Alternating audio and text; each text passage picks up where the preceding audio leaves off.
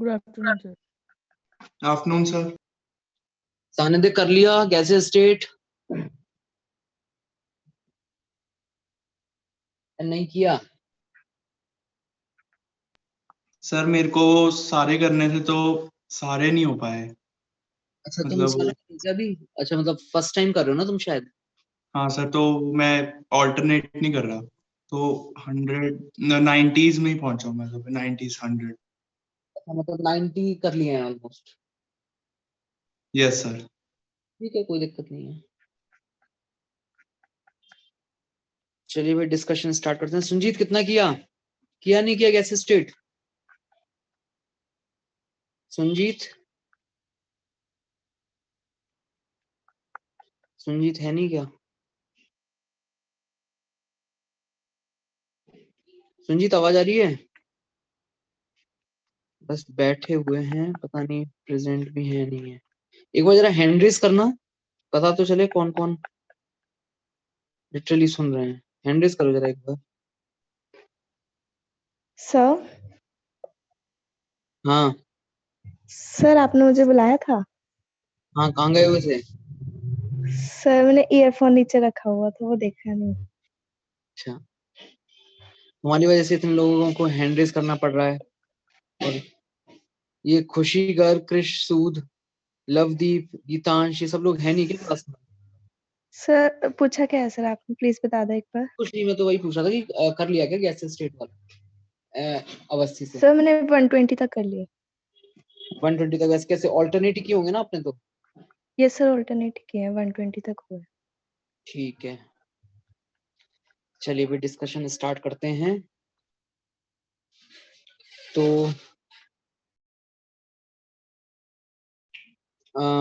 Screen share कर दीजिए। आर्यन है आज? आर्यन नहीं है क्या?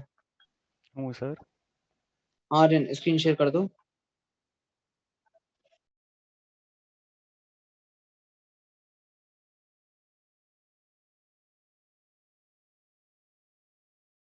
डिसेबल्ड है। मेरे को होस्ट बना रहा हूँ।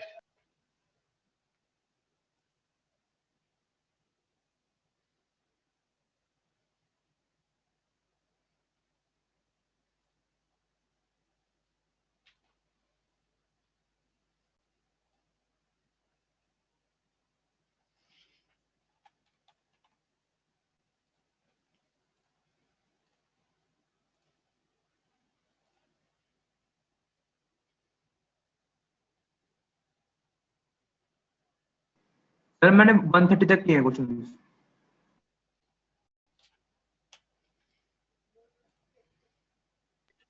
हाँ जी करते हैं स्टार्ट। हाँ जी 1 से 10 तक बताइए, 1 से 10 तक किसी को कोई भी डाउट हो तो। 1 to 10। सेवेंथ का D. Yes sir. Sir 7th का डी पार्ट। 7th पे। अच्छा मीन फ्री पाथ ना, चलो कोई नहीं, अभी आपको मीन फ्री पाथ का फॉर्मूला बता देते हैं। देखिए पहले तो मीन फ्री पाथ की डेफिनेशन पता होनी चाहिए और फॉर्मूला पता होना चाहिए। ठीक है कोई डेफिनेशन बता सकता है मीन फ्री पाथ किसको कहते हैं? सर जब दो कोलिजन्स के बीच में जो एक स्ट्रेट लाइन बनती है, पाथ फॉलो करता है, उसको कहते वो जो डिस्टेंस होती है हैं। Yes sir. है ना, मतलब एक कोलिजन हुई, एक कोलिजन के बाद में मॉलिक्यूल ने रैंडमली मूव करना स्टार्ट किया, फिर वो दूसरी कोलिजन हो गई। तो वो एक कोलिजन से दूसरी कोलिजन के बीच में जितना चला, तो ऑब्वियसली कभी ज्यादा चलेगा, कभी कम चलेगा, कभी एकदम एक कोलिजन हुई तुरंत दूसरी कोलिजन हो जाएगी। तो इस तरीके की अलग अलग जो डिस्टेंस हैं उनका जो मीन होता है उसको हम बोलते हैं मीन फ्री पाथ। और इसको रिप्रेजेंट किससे करते हैं? लैम्डा। लैम्डा से।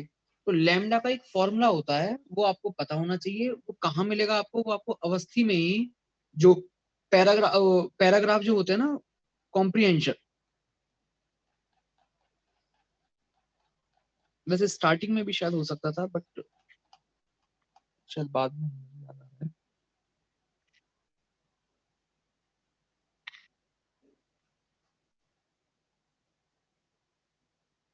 नहीं ये नहीं, कोलिजन फ्रीक्वेंसी का है। और आगे चलो।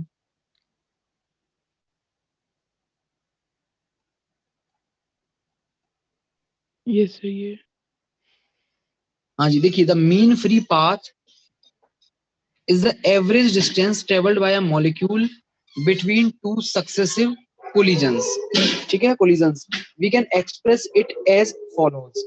तो यहाँ पर आपके पास फॉर्मूला लिखा हुआ है उसका, इसमें n स्टार क्या है वो ऑलरेडी ऊपर बताया हुआ है, ठीक है, सिग्मा क्या है वो ऑलरेडी ऊपर बताया हुआ है. थोड़ा सा ये पैराग्राफ है बड़ा सा, एक बार देख लेना, बाकी वो एक सिंपल फॉर्मूला और होता है इसका.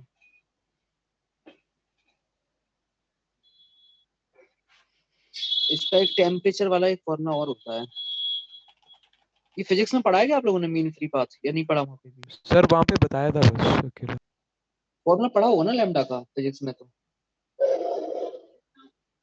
याद है किसी को जिसमें टी और पी वगैरह हुआ करते थे?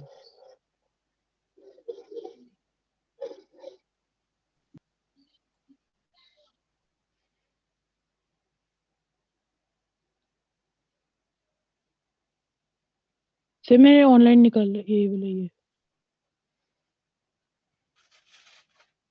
अच्छा एक मिनट, मीन फ्री पाथ, अच्छा इसने इसको एल से रिप्रेजेंट किया हुआ है, के टी अपॉन के तो पता चल गया, बोल्ट्जमैन कांस्टेंट है, टी टेम्परेचर हो गया, √2 पाई पी पी प्रेशर हो गया हमारा.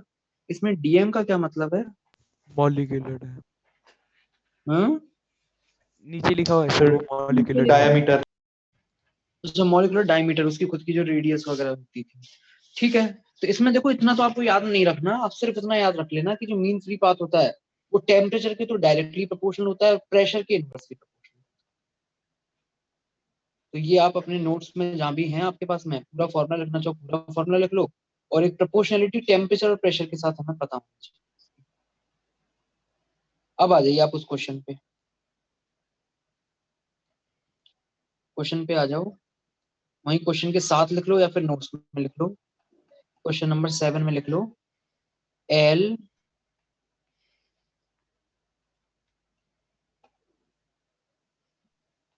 आवाज आ रही है मेरी?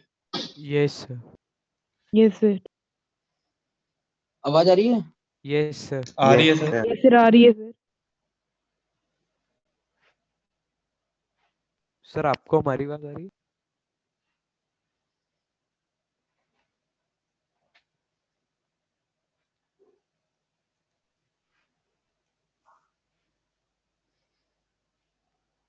हाँ जी आवाज आ रही है सबको?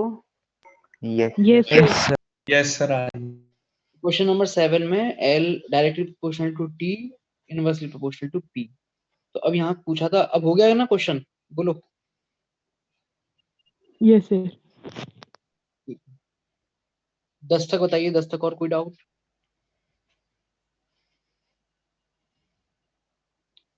ठीक है 20 तक बताएंगे, 20 तक किसी को कोई भी डाउट? सर 17 17 देखते हैं, 17 में क्या कह रहा है.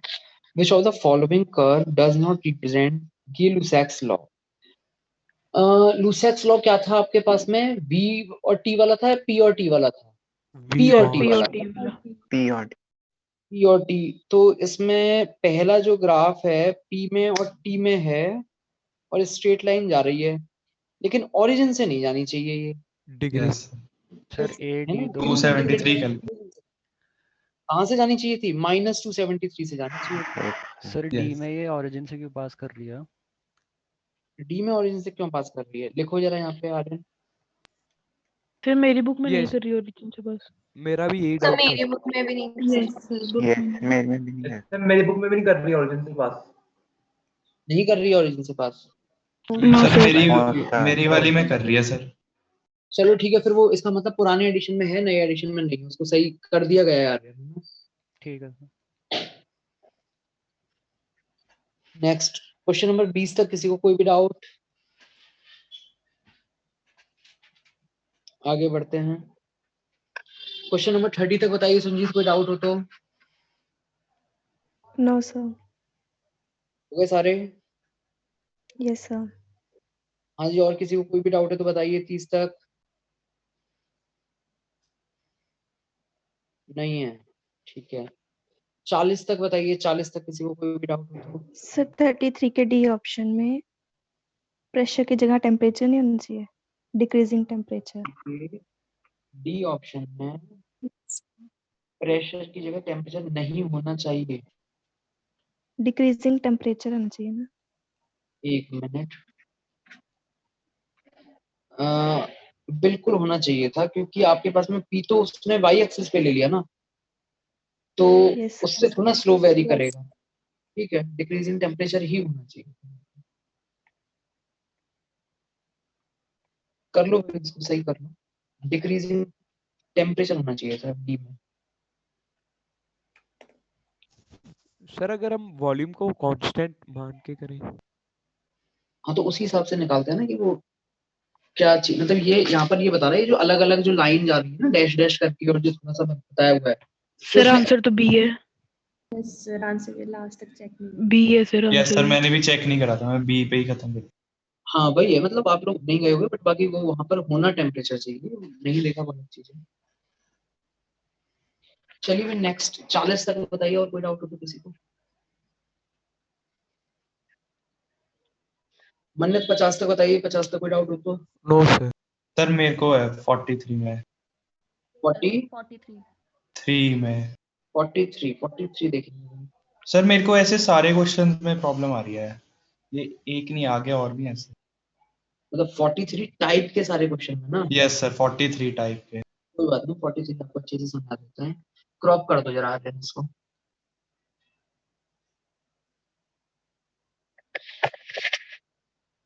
अच्छा, पूरा सॉल्यूशन तुमने किया हुआ है क्या?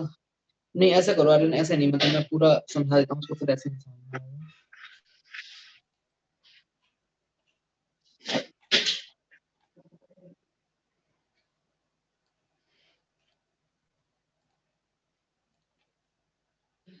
हाँ भाई, क्वेश्चन पढ़ लीजिए ध्यान से। The density of liquid gallium is this because of its wide liquid range. Wide liquid range मतलब ये 30 से लेके और 2400 डिग्री सेंटीग्रेड तक लिक्विड फेज में ही रहता है, मतलब इसका बॉइलिंग पॉइंट जो है वो बहुत ज्यादा हाई होता है। Gallium could be used as a barometer fluid at high temperature. बहुत ज्यादा हाई टेम्परेचर जो होते हैं उन पे मरकरी जो है वो इवेपोरेट हो जाता है। आप मरकरी का बॉइलिंग पॉइंट चेक कीजिए, मरकरी का बॉइलिंग पॉइंट आपका 2400 डिग्री सेंटीग्रेड से कम आएगा। अगर है कि जब हाई टेम्परेचर पे हमें प्रेशर मेजर करना होता है तो हमारा बैरोमीटर के अंदर हम क्या है, मरकरी नहीं ले सकते, थोड़ी दिक्कत हो जाती है, वो तो वेपर बन जाएगा उतने टेम्परेचर पे। कह रहा है कि उसके लिए क्या है, आप गैलियम यूज कर सकते हो। ठीक है, what height in centimeter of gallium will be supported on a day when the mercury barometer reads 742? ये तो बहुत ही ज्यादा सिंपल क्वेश्चन है। देखो भाई, एक बात बताओ, बाहर का जो प्रेशर है वो जो आपको मेजर करना है सानिध्य है, वो इस चीज पे तो नहीं डिपेंड करेगा ना, आप मेजरिंग डिवाइस के अंदर कौन सा लिक्विड ले रहे हो, तो फिक्स है ना। Yes sir. तो वो जो आपके पास प्रेशर है वो हमारे मरकरी कॉलम से हम कैसे रीड करते हैं, रोजी एच से रीड करते हैं, उसमें जितना एच आता है उसके हिसाब से करते हैं, नहीं करते वो लोग। Yes sir. तो पहले तो मुझे थोड़ा सा ये बताओ, आपकी बैरोमीटर में मरकरी क्यों यूज करते हैं, मतलब मरकरी जो ऊपर चढ़ता है पानी से क्यों नहीं काम चल जाता?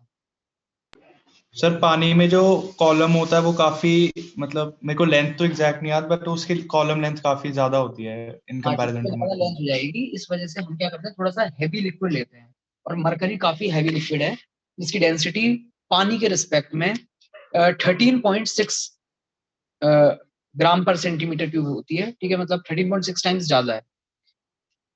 तो एक बात बताइए, अगर 13.6 टाइम्स ज्यादा है तो खुद सोच के देखो, एक आप ट्यूब में 1 सेंटीमीटर तक आपने मरकरी भरा, तो उस ट्यूब के बॉटम पे कुछ प्रेशर लगेगा? Yes sir. तो सेम प्रेशर अगर आपको पानी के थ्रू एग्जर्ट करवाना है तो आपको ट्यूब में कितनी लेंथ तक पानी लेके जाना पड़ेगा?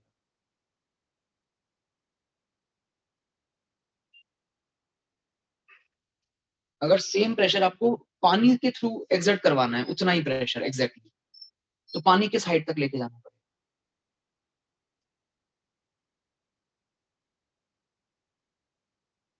दोनों का रोजी इसकी, एच, दोनों का रोजी यस एच सेम करना है ना,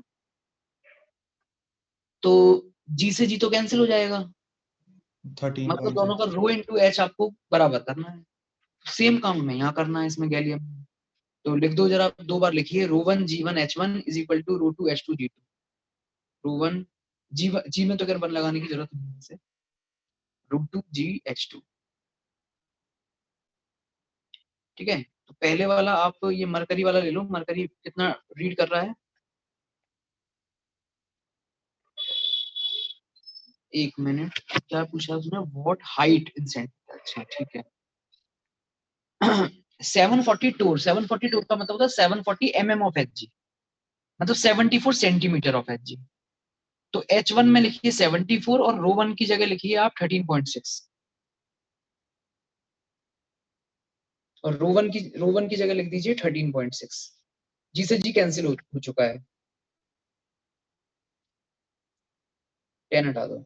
हाँ, इज इक्वल टू ρ2 कितना है दूसरे लिक्विड का? 6.095 इनटू में H। सामने तो कर लोगे cross multiply. Yes sir. Next. हाँ जी, 50 तक बताइए। 50 तक किसी को कोई भी डाउट हो? सर हम्म, सर इस बारी 44 भी बता दो। कौन सा? सर 44। 44। चलिए ये भी देख लेते हैं, मुझे सिंपल लग रहा है। क्रॉप कर जरा फटाफट आ रहा है।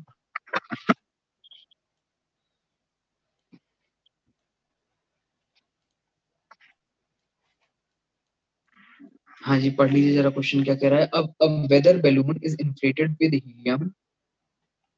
The balloon has a volume of 100 meter cube and it must be inflated to a pressure of 0.1 atm. If 50 liter gas cylinder of helium at a pressure of 100 atm are used, how many cylinders are needed? देखिए ये बताइए, इसमें basically आपको करना क्या है। एक बहुत बड़ा सा बैलून है जिसका वॉल्यूम बहुत ज्यादा है 100 मीटर क्यूब, और उसको हमें भरना है। और किससे भरना है? छोटे छोटे सिलेंडर हैं हमारे पास में, उन सिलेंडर्स में हीलियम है, उसके थ्रू भरना है। तो ये बताइए इस तरीके से जो भरना है, फाइनली आपको जितने मोल्स हीलियम के सिलेंडर के अंदर हैं उतने ही तो बड़े वाले के अंदर रखने हैं। मतलब इनिशियल मोल्स और फाइनल मोल्स बराबर रहेंगे।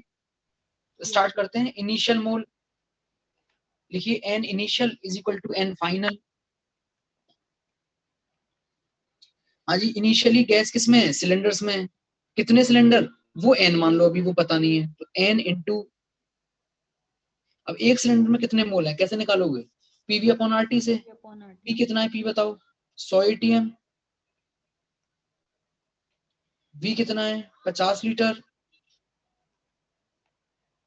अपॉन में आरटी कर दो। अरे आरटी रहने तो कट जाएगा। कैंसिल ही हो जाएगा। इज इक्वल टू, हाँ जी, एन फाइनल। फाइनल जो बड़ा सा ये कंटेनर है, इसमें प्रेशर कितना क्रिएट करवाना है? 0.1 इनटू वी। वॉल्यूम कितना है? अब एक सेकंड रुको रुको ना, वी दे रखा है यार आपको, वो दिया हुआ है 100 मीटर क्यूब, लेकिन इस तरफ आपने लिखा है 50 लीटर। तो मीटर क्यूब को लीटर में कन्वर्ट करना पड़ेगा। कैसे करें लीटर में कन्वर्ट? 1000 से मल्टी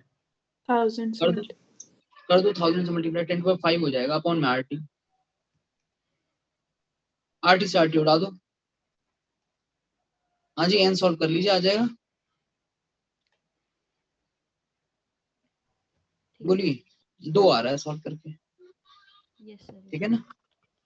नेक्स्ट। 50 तक किसी को और कोई डाउट हो तो बताओ। सर 46 के ना आंसर में डाउट आ रहा था मुझे। क्या डाउट आ रहा था तुम्हारा? क्या आ रहा है? सर मैच नहीं सर, आंसर ए है मेरा। 700 कुछ आ रहा था। 700 कुछ? सर वो केल्विन में आएगा 700। तो 273 माइनस माइनस 273। अच्छा ओके। डिग्री सेंटीग्रेड में पूछा ना। चलिए नेक्स्ट। 50 तक और कोई डाउट? ठीक है, 60 तक बताइए। 60 तक और कोई डाउट हो तो? 55। 55 52 भी है। 55 में एक छोटी सी दिक्कत है। एक सेकंड, 55 से पहले कोई आयुष या कोई 52 कह रहा है क्या? सर 52 यस चलिए सर 52 देखिए। undergoes no collision with other molecules, how high will it? यार ये तो सिंपल है ना, काइनेटिक एनर्जी को पोटेंशियल एनर्जी में कन्वर्ट करना है। कितनी है काइनेटिक सर एनर्जी? एक बार डिवाइड टू केटी, यस सर उसको mg अच्छा mg ओके सर ठीक है बराबर कर, मैं मुझे समझ लग रहा था इक्वेशन कौन सी लगानी है ठीक है सर ठीक है। चलिए नेक्स्ट और बताइए, अगला कौन सा है डाउट? सर 55 सर 55 इसमें ना एक सेकंड पढ़ने दो पहले। An open flask containing air is heated from this to this. What percentage of air will be escaped to the atmosphere if the pressure is keeping constant? सुनो अब शिवम, तुम कुछ मत बोलना, जो जो मैं पूछता जाऊं उसका जवाब देते जाना, ठीक है? यस सर कंटेनर है, खुला हुआ है, 3 मोल गैस है उसमें, 3 और 3 मोल गैस 3 लीटर वॉल्यूम ऑक्यूपाई कर रही है, मतलब कंटेनर का जो वॉल्यूम है वो 3 लीटर है, ठीक है? यस सर और टेम्परेचर 300 है। यस सर अब तुमने टेम्परेचर जो है वो बढ़ा के कर दिया है 500, प्रेशर यस कांस्टेंट, सर तो जो यस 3 सर 3 लीटर में आ रहे थे वो अब कितने लीटर में आएंगे? 5 3 मोल अब तक 3 5 लीटर वॉल्यूम ऑक्यूपाई करते थे, अब कितने वॉल्यूम ऑक्यूपाई करेंगे? 3 मोल, 5 5। लेकिन 5 लीटर का तो है नहीं ना कंटेनर, यस तो सर 2 लीटर वाला मामला बाहर फैल जाएगा। यस सर मतलब पूरे 3 मोल जो है वो 5 लीटर वॉल्यूम ऑक्यूपाई कर रहे हैं। यस सर अगर 3 मोल 5 लीटर वॉल्यूम ऑक्यूपाई कर रहे हैं तो जो बाहर फैल गए 2 लीटर वाले वो कितने मोल हैं? सर 2 पागल हो क्या? सर अंदर 3 है बाहर 2 है, यही कह रहे हो ना? नहीं, टोटल मोल 3 थे यार, yes sir total mole total 3 3 है। मोल थे जो कि टोटल 5 लीटर वॉल्यूम ऑक्यूपाई कर रहे हैं अब। यस सर तो उस 3 लीटर अगर 3 मोल अगर 5 लीटर वॉल्यूम ऑक्यूपाई कर रहे हैं तो 1 लीटर वॉल्यूम कितने मोल ऑक्यूपाई कर रहे होंगे? सर 3/5 तो 2 लीटर वॉल्यूम कितने मोल ऑक्यूपाई कर रहे होंगे? 6/5 तो 6/5 वो हैं जो बाहर फैल गए, 3 में से 6/5 चले गए। पूछा उसने yes sir what percentage has escaped out, कैसे निकालोगे परसेंटेज? 6/5 ऊपर 3 नीचे इनटू 100, बताओ क्या आ गया? सर मैंने ना उस ऐसे नहीं, मतलब मैंने ऐसे सोचा था कि जो मैंने निकला था ना वॉल्यूम वी लेके 2V/3 निकला था, जो परसेंटेज है ना एयर का वो इनिशियल वॉल्यूम जो वी के हिसाब से कैलकुलेट करेंगे, जितना पड़ा था आगे समझ जो आपने बोला उससे। तो इसमें कहानी सुनाने की क्या जरूरत थी फिर? चलिए भाई नेक्स्ट, अगला डाउट बताइए। हाँ जी, एक्वास्टेंशन का मतलब तो जानते हो ना इस चैप्टर में क्या होता है? Yes yes sir vapour sir मुझे नहीं पता था, मुझे बता दो। Vapour pressure of water. Sir 58 में मेरे को एक चीज पूछनी है। बोलो। सर इसमें मरकरी के रिस्पेक्ट में क्यों कर रहे हैं सर? उसने तो वाटर के रिस्पेक्ट में ही नहीं कर सकते थे, इसमें तो प्रेशर ऑफ गैस निकाल सकते थे। सर उसने तो बोला ही नहीं कुछ उसके लिए टॉर वगैरह के लिए। अच्छा, तो वाटर के रेस्पेक्ट में ही निकाला, इसलिए तो 13.6 से डिवाइड चल रहा है वहां पे। सर 13.6 से डिवाइड लगा के तो उसने उसमें कर दिया ना, mm/Hg में डाल दिया ना वाटर का प्रेशर। अच्छा अच्छा, मैं कह रहा हूँ उसकी जरूरत ही नहीं थी, खाली रो जी एच डाल देते और जी और रो को मान ले लेते, सिर्फ पानी के प्रेशर से भी पानी की उससे भी बात बन सकती थी। वो क्या ना उसमें ये एज्यूम करके चल रहा है, नहीं एज्यूम नहीं, एक सेकंड रुको, एक सेकंड रुको। अब वो ये एज्यूम करके चल रहा है कि जो आपके पास में एटमॉस्फेरिक प्रेशर है और जो पानी का एक्वस टेंशन है सब आपको mm/Hg में दिए हुए हैं, ओके सर इस वजह से उसने ऐसा किया। ओके सर जनरली होता भी वही है, centimetre yes of sir Hg का mm/Hg में ही दिया हुआ होता है। Yes sir. हाँ जी नेक्स्ट, 60 तक हो गया हो तो आगे बढ़े। सर 60 में ना मेरा सी ऑप्शन आता है, पर कंफर्म कर दो कि बाकियों का सी आ रहा था। अभी 60 में और लोगों का भी सी आ रहा है क्या, या फिर कोई नहीं सर, दिक्कत? नहीं था सर यही सही आ था रहा सर। था। क्या आ रहा था? ये आ रहा था सर। चलो कोई नहीं, जिसका ओके डाउट सर, है मैं वो चेक कर लूंगा। ठीक है। हाँ भाई 70 बताइए, 70 का कोई डाउट नहीं। सर 61 का मेथड बताऊं मैंने कैसे किया था? कौन सा 61 61 तुम्हें बताना है? मेरे को मेथड पता करना है, ठीक है कि नहीं? आंसर मैच कर रहा है? नहीं सर। नहीं तो फिर मत बताओ, फिर मैं बता देता हूँ कि कैसे होगा, फिर बस आप ये देख लेना आपके मन में क्या करते हो। करो क्रॉप करो।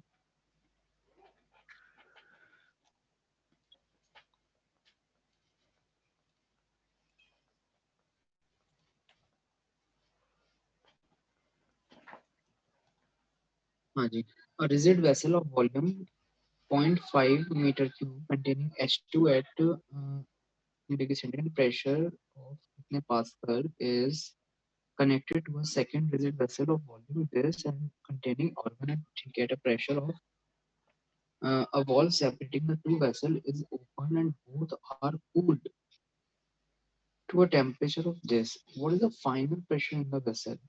यार ये तो इस टाइप के बहुत क्वेश्चन मतलब आते हैं और बहुत ही इजी होते हैं ये वाले क्वेश्चन। इसमें पता है क्या करना होता है, हमें सिर्फ नंबर ऑफ मोल्स को बराबर करना होता है। तो ये बताइए कि इनिशियली आपके पास में जो मोल्स हैं वो कितने हैं? इनिशियल मोल्स कहाँ गए, कहाँ गए? ये सब मत दिखाओ, तुमने जो किया वो मत बताओ मुझे, मैं जो उसके वो काम कर रहा हूँ।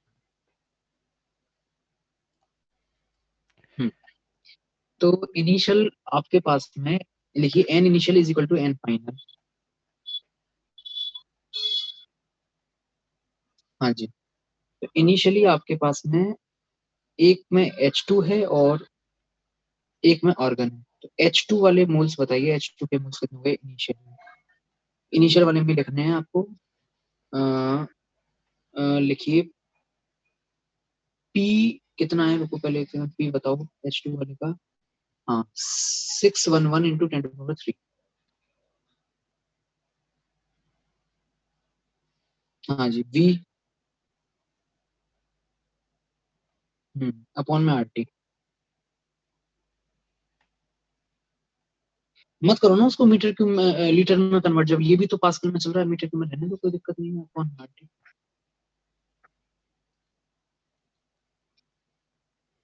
हाँ प्लस ऐसे दूसरा वाला कर दो।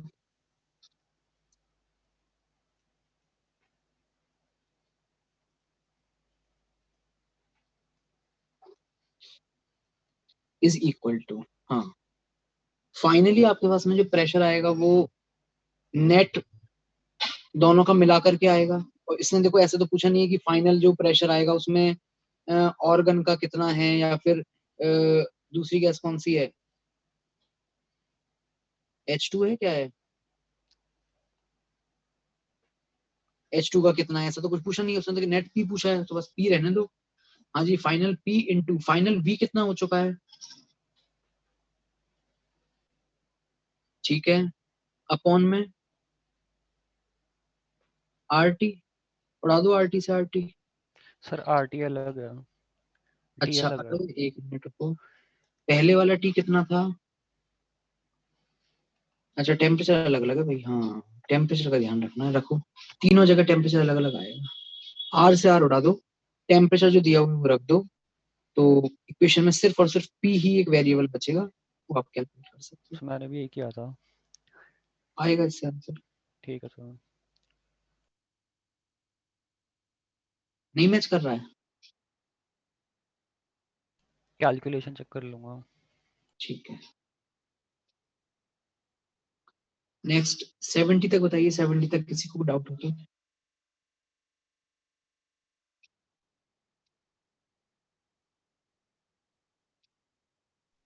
हाँ जी 70 अरे में 68 जो है वो याद रखना फॉर्मूला की तरह। रिलेटिव ह्यूमिडिटी का है क्या? हाँ बिल्कुल याद रखना। रिलेटिव ह्यूमिडिटी होती है, ऊपर तो आता है पार्शियल प्रेशर ऑफ वाटर, नीचे आता है वेपर प्रेशर ऑफ वाटर। ठीक है, हाँ जी 70 तक और कोई डाउट किसी को? 80 तक बताइए, 80 तक कोई डाउट हो तो। सर 73। 73 इफ क्रॉप कर दो।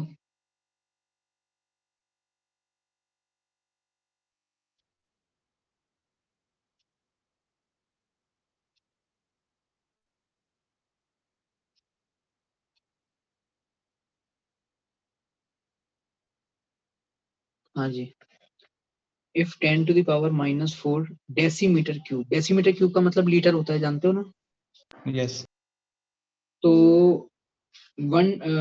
ये कितना हो गया? 10 - 4 litre of water is introduce into a 1 litre flask. आपके पास में एक फ्लास्क बना दो 1 लीटर का, एक बॉक्स बना दो सिंपल। ये अगर 1 लीटर है तो ये बताइए 10 टू द पावर -4 लीटर एकदम ना के बराबर होगा या नहीं होगा इसमें? तो नीचे जो Yes. है एकदम छोटा सा, हाँ बस इतना सा, ये नीचे वाटर है थोड़ा सा।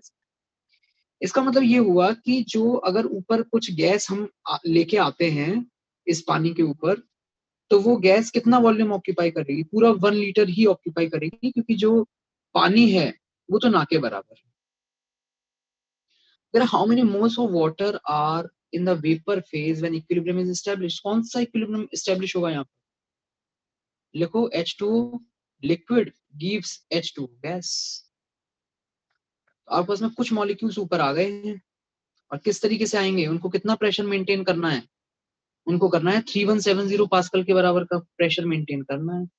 मोल्स पूछे हैं आपसे, कितने मोल्स ऊपर आएंगे? फॉर्मूला लगाइए, N इज इक्वल टू, हाँ जी P की जगह रख दो 3170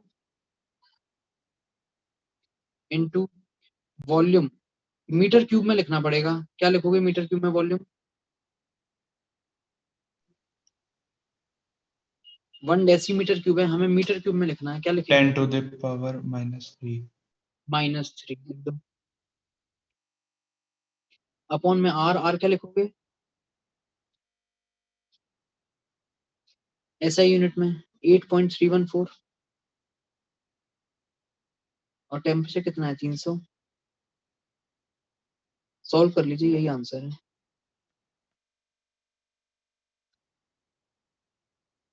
ठीक है, यस सर। नेक्स्ट। हाँ जी 80 तक बताइए, 80 तक और कोई डाउट हो तो।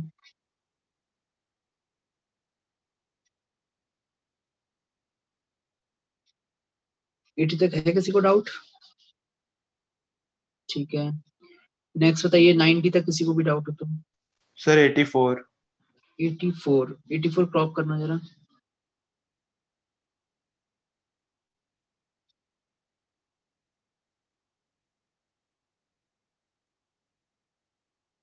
हाँ जी, consider the following apparatus, calculate the partial pressure of helium after the opening of valve. केवल हीलियम का आपसे पार्शियल प्रेशर पूछा गया है इसमें, ठीक है, और the temperature remains constant eight 16 degree centigrade. Temperature में किसी तरीके का कोई चेंज नहीं हो रहा है। एक बार बताइए, टेम्परेचर में चेंज हो नहीं रहा है, नंबर ऑफ मोल्स चेंज हो नहीं रहे हैं हीलियम के, तो फिर तो बॉयल्स लॉ नहीं लग जाएगा हीलियम पे? यस। Yes sir. तो बॉयल्स लॉ लगाओ, लिखो जरा P1 V1 is equal to P2 V2।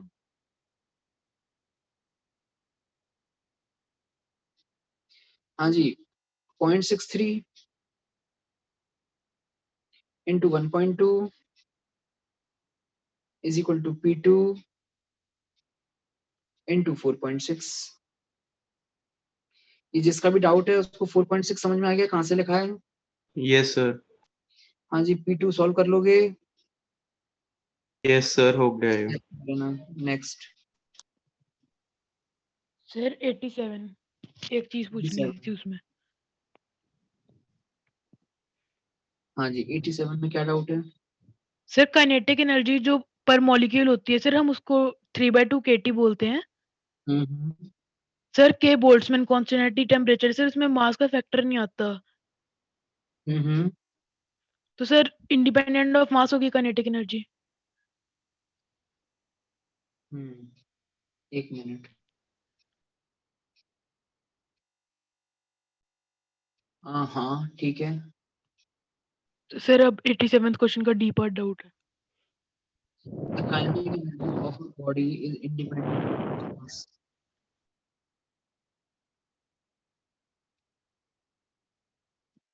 Independent of its mass.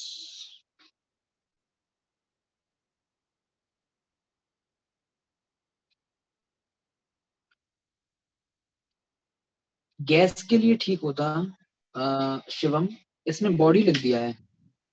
अब तुम Yes, sir. भाग नहीं रहे हो, भाग रहे हो तुम एक बार 5 मीटर पर सेकंड से, एक बार 10 मीटर पर सेकंड से, तो मतलब सर वो तो मेरे को उसके हिसाब से समझ आ गया था, वो गैस उसका ही मेरे को दिक्कत आ रही है 3/2 kT वाले में।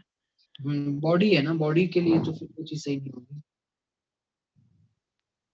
ओके सर, जैसे अगर इसमें पार्टिकल लिखा होता काइनेटिक एनर्जी ऑफ पार्टिकल, तो सर वो था ट्रू हो गैसियस सकता था नहीं? गैसियस गैसेस पार्टिकल के लिए ट्रू होता है। ट्रू। Okay sir. नेक्स्ट 90 तक और कोई डाउट?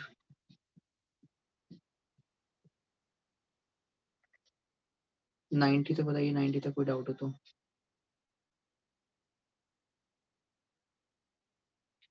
हंड्रेड तक कोई doubt?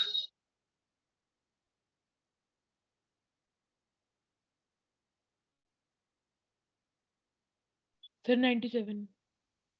97 yes sir. which occurs when a substance X is converted from liquid to vapor phase. Liquid से वेपर में जा रहा है at the standard boiling point. ठीक है, लिक्विड से वेपर में, मतलब ये समझ लो 100 डिग्री सेंटीग्रेड पे पानी बॉईल हो रहा है, उसके लिए बात चल रही है। Yes potential energy of the system decreases. System की पोटेंशियल एनर्जी डिक्रीज करेगी ना, इंक्रीज करेगी। The distance between molecule increases. ये तो ठीक है अगर वेपराइज हो रहा है तो। The average kinetic energy of molecule in both phases are equal. Average kinetic energy of the molecule in both phases are equal. Kinetic energy.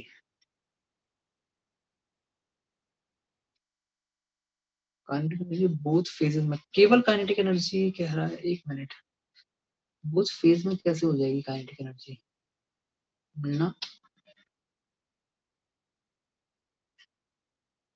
Second only आना चाहिए, बी ऑप्शन आना चाहिए। क्या दे रखा है? डी दे रखा है सर। डी। सेकंड थर्ड दोनों? Yes yes sir. और सर मेरे को फर्स्ट भी समझ नहीं आया, फर्स्ट कैसे, सेकंड तो आ गया था। सर फर्स्ट का रीजन बता दो। फर्स्ट का तो रीजन सिंपल है, देखिए आपके पास में पानी अगर वेपराइज हो रहा है तो मतलब बेसिकली जो मॉलिक्यूल अब तक नीचे थे वो ऊपर आ रहे हैं। इंटरेक्शन। तो जो आप लेटेंट हीट दे रहे हो, वो लेटेंट हीट उसमें पोटेंशियल एनर्जी के फॉर्म में स्टोर होती है। Okay sir. और वो थर्ड बता भाई दो। आप हीट तो दे रहे हो ना, वो काम अपने आप तो हो नहीं रहा। अब Yes, हीट sir. देकर के अगर वो काम हुआ है तो वो कहीं ना कहीं तो गई है एनर्जी। कहाँ गई है, किस फॉर्म में गई है? Potential energy. पोटेंशियल एनर्जी के फॉर्म में। एक minute, the average kinetic energy of molecules in both phase. Kinetic energy कह रहा है केवल 3/2 kT। तो जो फेस चेंज होता है ये स्टैंडर्ड बॉइलिंग पॉइंट पे, उसका टेम्परेचर तो कांस्टेंट ही रहता है। वो तो फिर इसमें लिखा भी है कि एट द ये सर उसके स्टैंडर्ड। हिसाब से Yes, आ sir, जाएगा yes. 3 सही। ठीक है, केवल काइनेटिक एनर्जी है ना वो सेम रहेगी, पोटेंशियल एनर्जी डिफरेंट डिफरेंट रहेगी। और पोटेंशियल एनर्जी डिफरेंट क्यों हुई है? क्योंकि जो आपने हीट दिया लेटेंट हीट के फॉर्म में, वो फेज चेंज कराने के काम में आ रही है, और गैसियस मॉलिक्यूल की एनर्जी टोटल ज्यादा हो जाएगी लिक्विड मॉलिक्यूल्स के टोटल एनर्जी, लेकिन काइनेटिक एनर्जी जो है वो कांस्टेंट है। Okay sir, thank you. Next 100 तक और कोई doubt? Sir latent heat kinetic energy को भी तो इफेक्ट कर सकती है, वो ऐसे कैसे कह सकते हैं कि वो काइनेटिक एनर्जी तो यार सिर्फ और सिर्फ टेम्परेचर पे डिपेंड करती है ना। सर अगर लिक्विड फेज में बात करें, जैसे कि ऊपर वाला क्वेश्चन था वो मास और उस पे ही करेगी, तो ऊपर मास कहाँ चेंज मतलब हो रहा है उसमें? वो जो मॉलिक्यूल है वो तो वही का वही है ना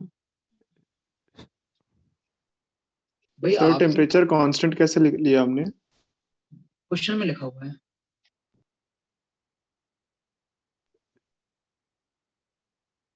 ओके सर। बॉइलिंग पॉइंट पे ही सारी चीजें होती हैं, बॉइलिंग यस पॉइंट सर। के लिए है। ठीक है, इसमें हो क्या रहा है बेसिकली, ऐसे समझो आप। दो चार्ज हैं, अपोजिट चार्ज हैं, वो पास पास रहना चाहते हैं, आपने जबरदस्ती फोर्स लगा के उनको दूर दूर कर दिया। तो उनको दूर दूर करने में आपने जो वर्क किया वो उसमें स्टोर हो जाएगा ना पोटेंशियल एनर्जी के फॉर्म में। तो वही काम तो यहाँ हो रहा है कि आपके पास में दो मॉलिक्यूल्स जो थे वो पास पास थे लिक्विड फेज में, अब हमने उसको हीट दे करके उनको दूर दूर कर दिया। तो दूर दूर करने में आपने जो मेहनत की है वो उसके अंदर स्टोर हो चुकी है पोटेंशियल एनर्जी के फॉर्म में। ठीक है, तो पोटेंशियल एनर्जी तो बढ़ेगी बट काइनेटिक एनर्जी सेम। आगे नेक्स्ट बताइए, 100 तक और कोई डाउट?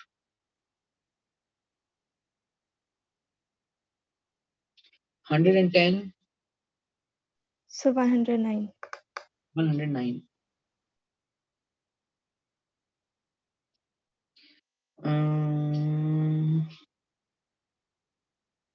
ओके, क्रॉप करना Aryan.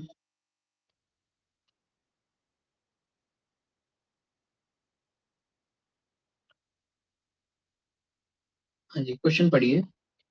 6 into 10 power 22 gas molecules, each of mass this, are taken in a vessel of 10 liter. What is the pressure exerted by gas molecules? The root mean square speed of gas molecule is 100 meter per second. ठीक है, एक formula पढ़ा था आपने जब मैंने आपको वो केटीजी में वो डेरिवेशन सिखाया था, पूरा डेरिवेशन की वॉल पे प्रेशर कितना लगता है। उस टाइम पे एक फॉर्मूला आया था हमारे पास में, याद हो किसी को तो बताइए। PV equals to mass of one molecule into total number of molecules into mu RMS का square by 3. वेरी गुड, लिख लीजिए। P into V is equal to, बोल देना जरा कृति फिर से, कृति थी ना शायद। Into mass of one molecule mass of one molecule into total number of molecules. नहीं, ऐसे मत लिखो उसको, उसमें इतना एक ऐसे नहीं, इनके सब सिंबल थे। So capital N into small m. हाँ, स्मॉल m लिखो, कैपिटल N लिखो, कैपिटल N। हाँ, very good. into mu RMS का square very good, divide by by 3. Very good. हाँ भाई, ये जिसका भी डाउट है अब हो जाएगा क्या क्वेश्चन? यस सर, हो जाएगा। नेक्स्ट 120 तक बताइए, कोई भी डाउट हो तो।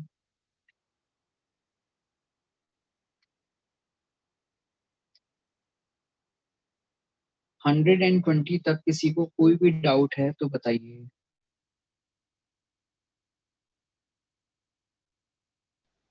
सर रेट ऑफ डिफ्यूजन का कोई टेम्परेचर के साथ रिलेशन होता है? रेट ऑफ डिफ्यूजन का कोई टेम्परेचर के साथ रिलेशन होता है? देखो, टेम्परेचर बढ़ाने पे बढ़ जाएगी क्योंकि वेलोसिटी बढ़ जाएगी। सर ठीक है, मतलब directly proportional to T, directly proportional to root. रुको, ऐसा है, रेट ऑफ डिफ्यूजन जो है डायरेक्टली प्रोपोर्शनल टू वेलोसिटी है, और वेलोसिटी जो है आपके पास में वो अंडर रूट टी के है प्रोपोर्शनल। तो डायरेक्टली मत कहो, अंडर रूट टी के हिसाब से बढ़ेगी। ठीक है सर। नेक्स्ट, हाँ जी, 130 तक बताइए। 130 तक कोई डाउट होता है? सर 126। 126 अच्छा क्वेश्चन है, ध्यान दीजिए, क्रॉप कीजिए इसको।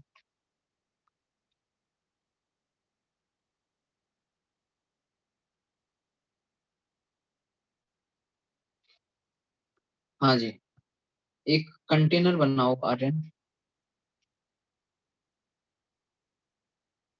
इतना बड़ा नहीं, बस ठीक है, थोड़ा छोटा ही, बस ठीक है। इसके आगे एरो लगा दो।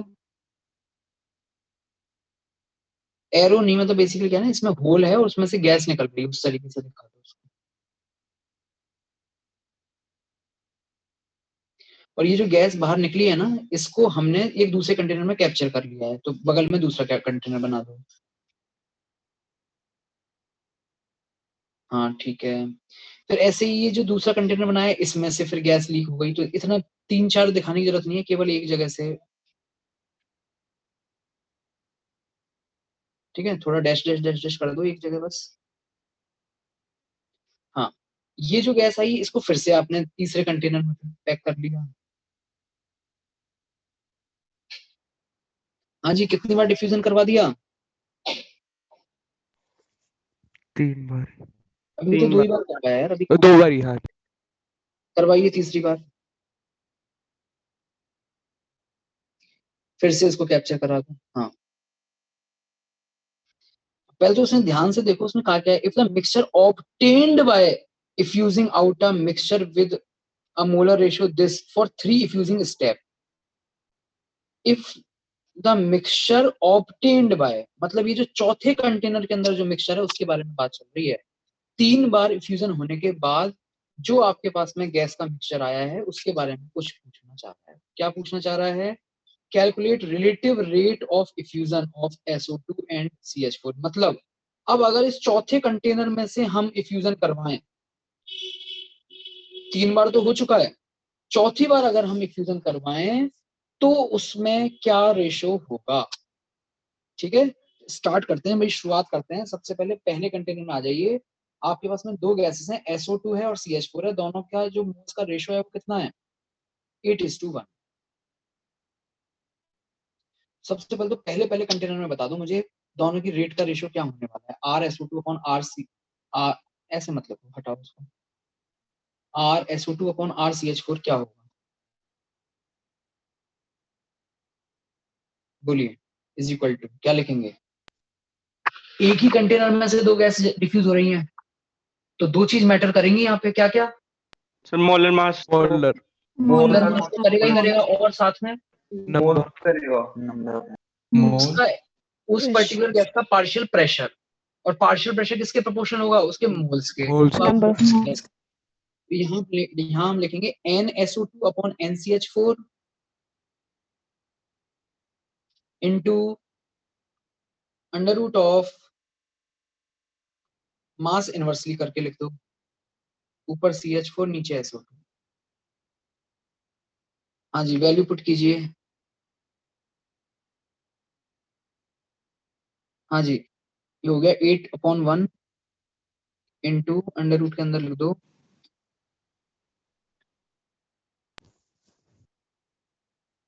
करो सॉल्व, बताओ कितना आ रहा है। 4। 4:1। यस।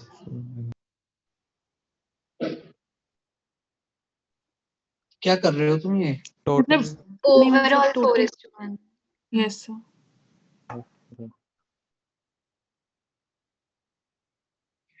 हाँ जी, तब ये बताइए जो दूसरा कंटेनर है आपका, उस दूसरे कंटेनर में जो SO2 और CH4 है वो उसी रेशो में तो आएगी जिस रेशो में पहले कंटेनर से डिफ्यूज हुई है।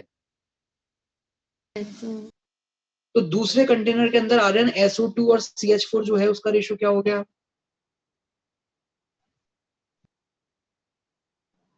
नहीं यार, 4:1 हो जाएगा सर अब इसमें। हाँ, तो ये 4:1 कंटेनर के अंदर है। अब हमें देखना है इसका डिफ्यूजन की रेट का रेशो। तो फिर से लिखिए RSO2/RCH4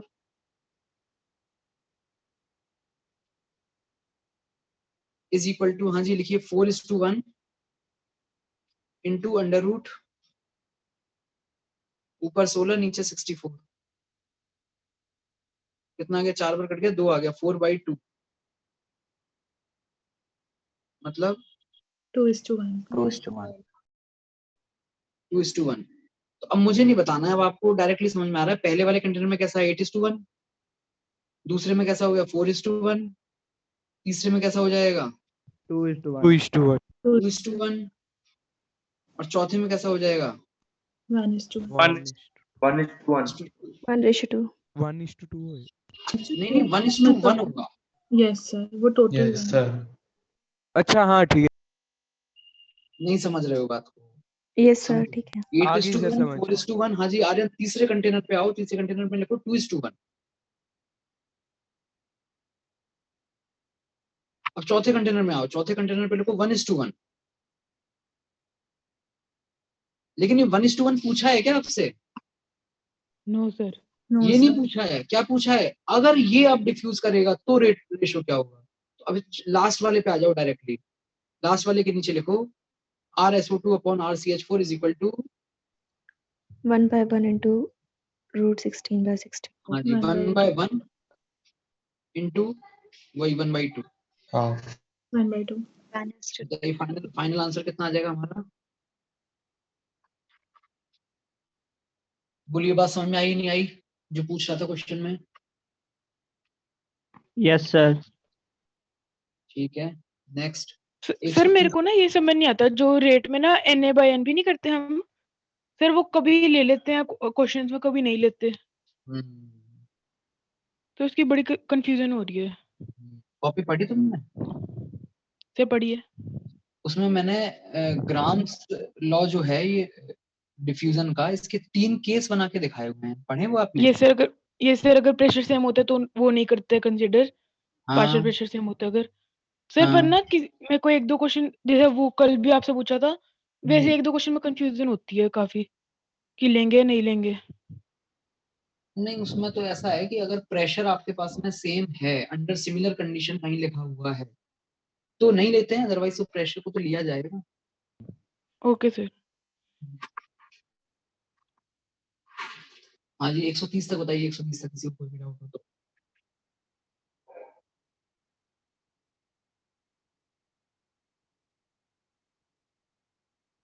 ठीक है 140 तक बताइए, 140 तक कोई भी doubt हो तो। So 138. 138 देखिए 138 क्या कह रहा है। Select the correct statement. Internal energy of real gas. ठीक है, आपने जो इंटरनल एनर्जी, हालांकि वैसे वो गैसेस थर्मोडायनेमिक्स वाले चैप्टर में आता है, तो इंटरनल एनर्जी का जो हम फॉर्मूला पढ़ते हैं ना डेल्टा यू का, क्या F/2R डेल्टा टी, याद आ रहा है? F/2R डेल्टा टी, वो सिर्फ और सिर्फ किसके लिए होता है? आइडियल गैसेस के लिए। रियल गैसेस में वो और भी फैक्टर्स पे डिपेंड करता है, ऐसा नहीं है केवल और केवल टेम्परेचर पे ही डिपेंड करे। तो जो कह रहे हैं ना, internal energy of a real gas at a given temperature increases as the volume. अच्छा नहीं तो कुछ और कह रहा है, एक minute. Internal energy of a real gas at a given temperature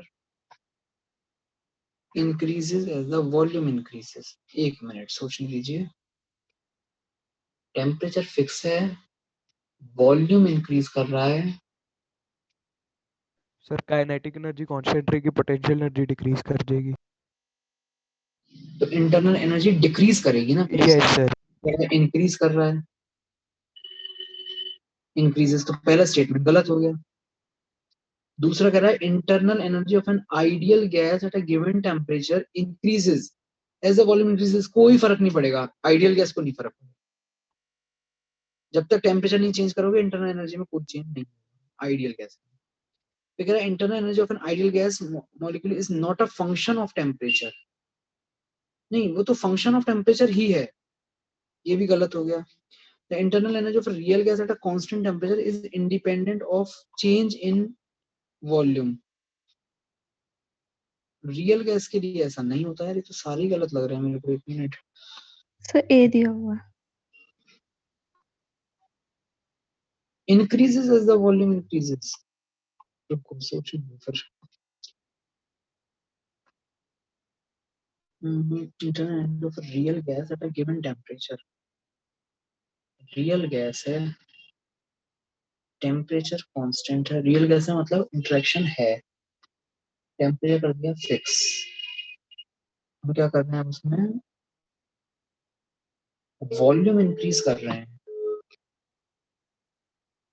volume अगर इंक्रीज कर रहे हो आप,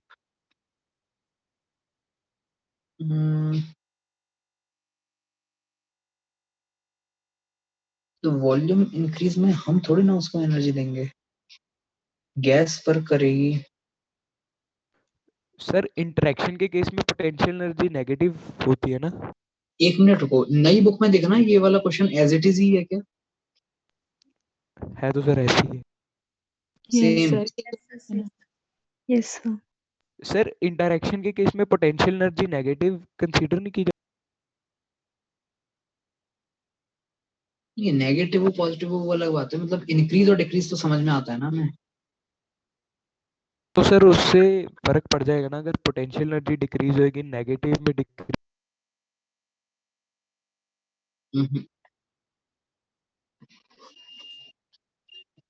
एक मिनट,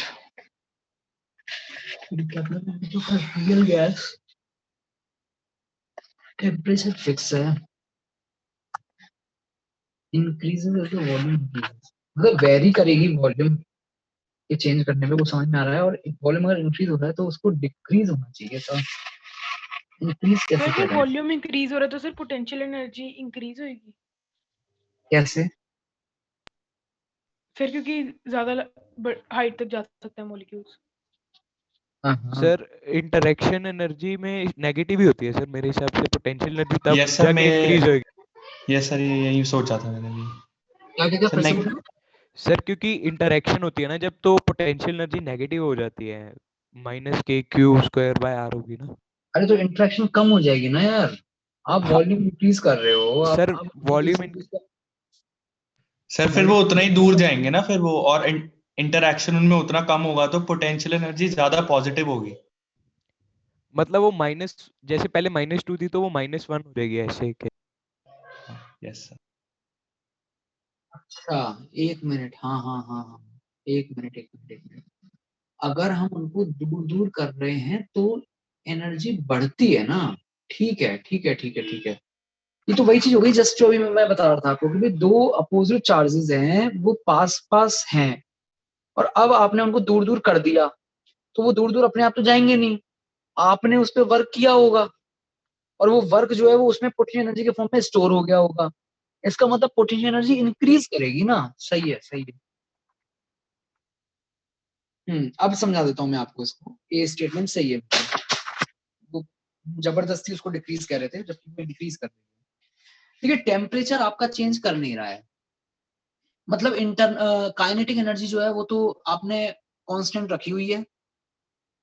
अब उसके अलावा रियल गैस है तो यहाँ अट्रैक्शन और चल रहा है, मतलब पोटेंशियल एनर्जी वाला फैक्टर भी पिक्चर में आ रहा है।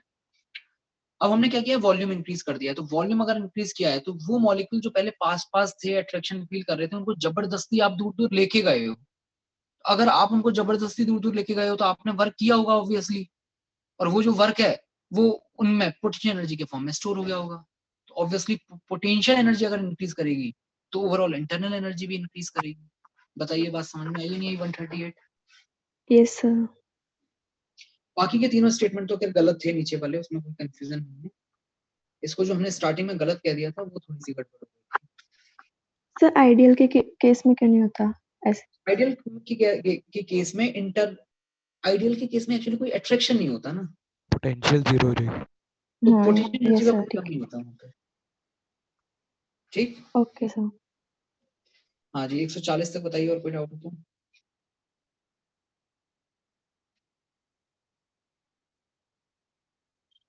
तो 140 तक कोई भी डाउट है तो बताइए।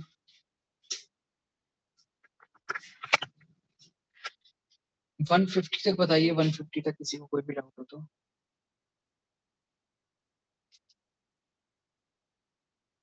शिवम 150 तक।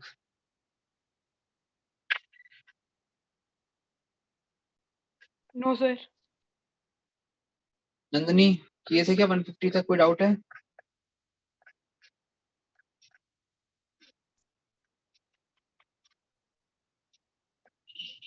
ठीक है 160 तक बताइए, 160 तक कोई डाउट हो तो।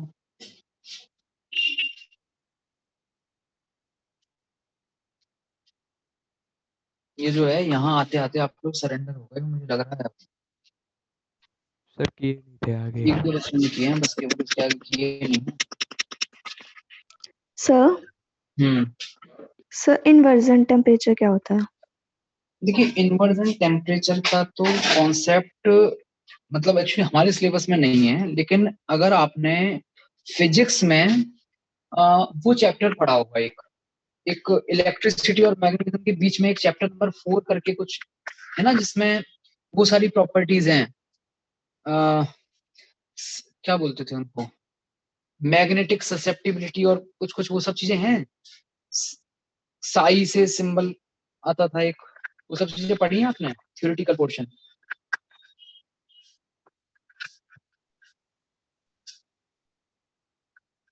सर अच्छे से नहीं हुआ सर वो ने वाला बताया अच्छे था से। सर, वो पढ़ा नहीं है सर हमने, सर ने बाद बताया। में बाद के लिए रखा होगा। तो उसमें आपके पास में आएगा एक इन्वर्जन टेम्परेचर करके। बेसिकली उसमें क्या है ना कि अगर जब आप दो मेटल्स को कनेक्ट कर रहे हो, दो वायर हैं आपके पास में, एक कोल्ड है और एक हॉट में है, तो उसमें करंट फ्लो होने लगता है। ये चीज मालूम है जिसको? ये चीज पढ़ी है नहीं पढ़ी है? कॉपर का वायर है एक, किसी और आयरन का वायर ले लो, एक एंड उन दोनों को जोड़ दो, दोनों एंड से एक एंड को आप गर्म पानी में रख दो, एक को ठंडे पानी में रख दो, तो उसमें करंट फ्लो होने लग जाता है। ये चीज पढ़ाई है नहीं पढ़ाई? सर ये तो थर्मोडायनेमिक्स में थर्मल करंट के बारे में हाँ शायद इसको थर्मल करंट बोलते हैं वैसे, क्योंकि टेम्परेचर डिफरेंस की वजह से राइज होता है ना। तो इसमें क्या है ना, एक पर्टिकुलर टेम्परेचर होता है, उस पर्टिकुलर टेम्परेचर से कम या ज्यादा करने पे जो करंट की डायरेक्शन होती है वो रिवर्स हो जाती है। तो इन्वर्जन टेम्परेचर का मेन जो यूज है वो फिजिक्स में ही है। आप यहाँ केमिस्ट्री में तो केवल उसका फॉर्मूला याद कीजिए। आपने बॉयल्स टेम्परेचर का फॉर्मूला आपको पता होगा, क्या होता था बॉयल्स टेम्परेचर? A/RB। इसका डबल कर दीजिए, 2A/RB जो होता है उसको इन्वर्जन टेम्परेचर बोलते हैं। ठीक है ना, इससे ज्यादा की जरूरत नहीं है।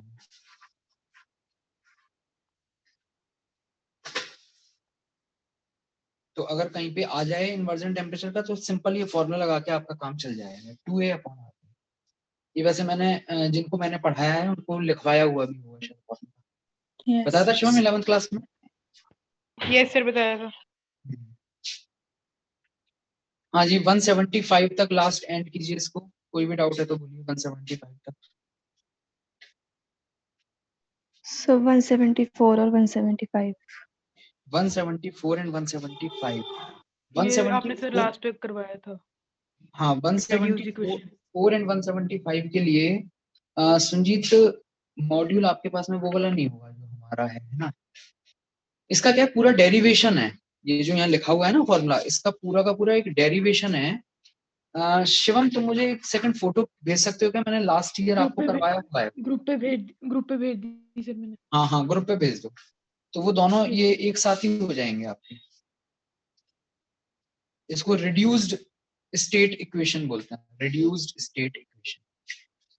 जनरली होता क्या ना, हमें किसी गैस के ए और बी नहीं पता होते, स्मॉल ए और स्मॉल बी, लेकिन हम उसके critical temperature, critical pressure, critical volume वो इजीली कैलकुलेट कर सकते हैं। तो हमने एक इक्वेशन इस तरीके से बना दी है, ये ध्यान से देखो आप, इसमें आपके ए और बी सब खत्म हो चुके हैं। कैसे आती है उसका पूरा डेरिवेशन में बताओ।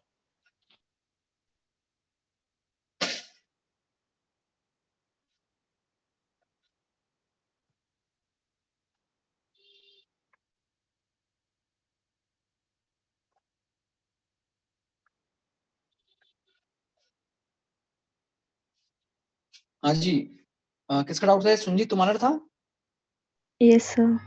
सुनजीत वो फोटो भेजिएगा अभी शिवम ने, है ना? जरा एक बार पहले फोटो खोल लो, उसके बाद में मैं स्टार्ट करता हूँ।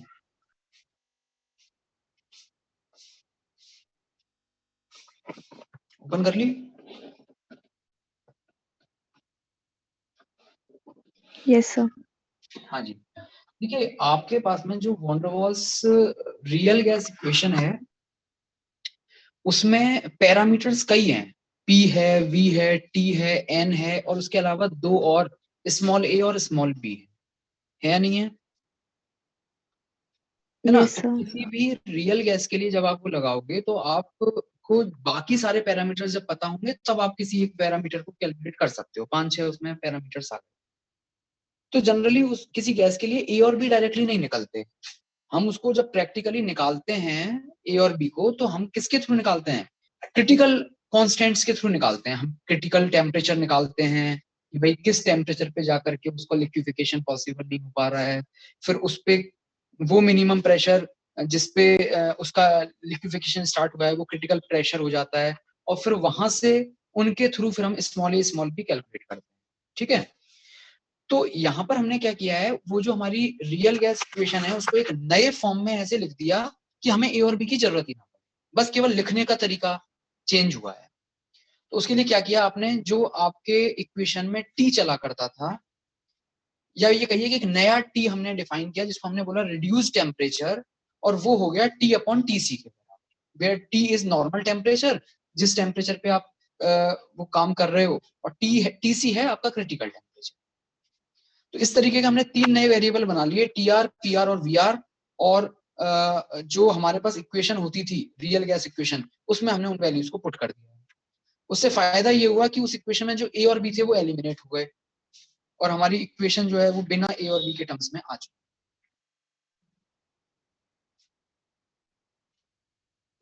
तो सिर्फ और सिर्फ उसको लिखने का एक तरीका है और कुछ नहीं है। जैसे आपको वो याद होगा, वो जो वेरियल इक्वेशन हम पढ़ते हैं, तो वेरियल इक्वेशन हाँ, हमारी yes, इक्वेशन को लिखने का एक तरीका है बस। yes, sir. ठीक है, सर हाँ जी। सर आपसे एक चीज पूछनी थी, जो ये कोलिजन वाले फॉर्मूले होते हैं ये याद ही नहीं होते सर, तो ये याद करने जरूरी भी नहीं करने हैं। आप ये देखो कि पूरा अवस्थी में लेवल 1 लेवल 2 में कहीं एक भी क्वेश्चन नहीं है उस चीज से रिलेटेड, वो केवल लास्ट में उसने पैराग्राफ में वो दिखाया हुआ है। ठीक है, तो अगर आप एक्स्ट्रा जानकारी अगर आपको रखनी है तो वो आप वहां से पढ़ लो, बाकी उसकी कोई जरूरत तो नहीं। Okay sir. सिर्फ वो एक बार एडवांस में आया था मीन फ्री बात एक बार आया है अब तक Yes, sir. इतने सालों में एक बार आया है।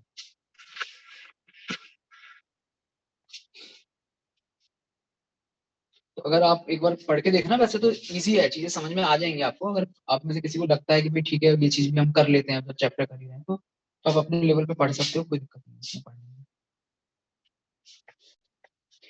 हाँ जी, कल का क्या रखना है डिस्कशन का? इक्विलिब्रियम। Chemical equilibrium. ठीक है, तो केमिकल इक्विलिब्रियम की सॉल्विंग स्टार्ट कर दीजिए आप। फिर कल शाम को रख सकते हो क्लास? क्या यस क्या सर, थोड़ा यस सर प्लीज कल शाम को रख लो। शाम को देख लो। Yes sir. रख लें कल शाम को? ठीक है, टाइम बताओ, टाइम बताइए। 7 बजे। पागल हो क्या, 7 बजे? 6 बजे से रख लो सर। 6 या फिर 5 बजे जितना भी। सर 6 बजे। 5 बजे। सर 6 रख लो सर, 6 रख लो। फिर 12:30 से वो हो जाएगी, 1.5-2 घंटे में और क्वेश्चन हो जाएंगे कल। चलो ठीक है, आप करने बैठ जाओ, 5 या 6 में से कभी भी रख लेंगे, देख लेंगे, बता दूंगा 1-1.5 घंटे पहले बता दूंगा, ग्रुप चेक कर लेना। ठीक है, ठीक है, एंड करते हैं इसको।